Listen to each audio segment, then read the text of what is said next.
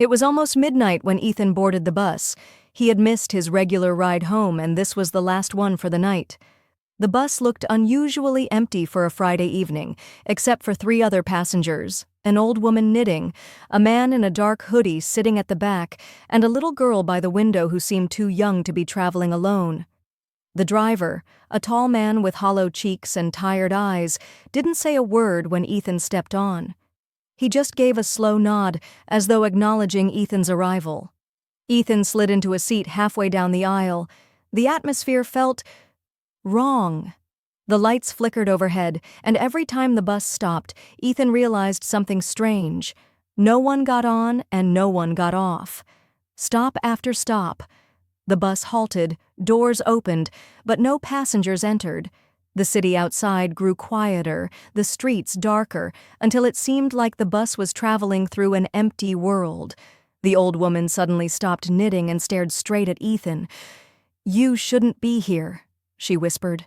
Ethan blinked. "Sorry?" But she looked away and resumed knitting, hands trembling now.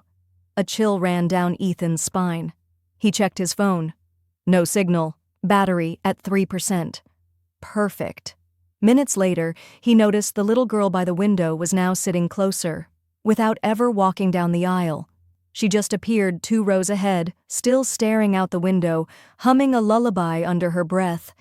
That was when Ethan realized the man in the hoodie at the back hadn't moved once. His face was completely hidden in shadow, though the lights above him were bright.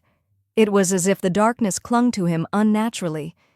Ethan tried to focus on the road. Maybe he was just overtired. But then the bus stopped again. Doors opened. And this time, someone did get on. A tall, thin figure in a black suit stepped inside. Its face was pale and blurred, like fog smeared across a mirror. It walked slowly down the aisle, its head turning toward Ethan with each step. The air grew colder. The old woman dropped her knitting needles. The little girl stopped humming. Even the man in the hoodie seemed to shrink deeper into the shadows. Ethan's heart pounded. The figure stopped right beside him and leaned down. Though it had no clear mouth, Ethan heard it speak inside his head. "This is not your bus."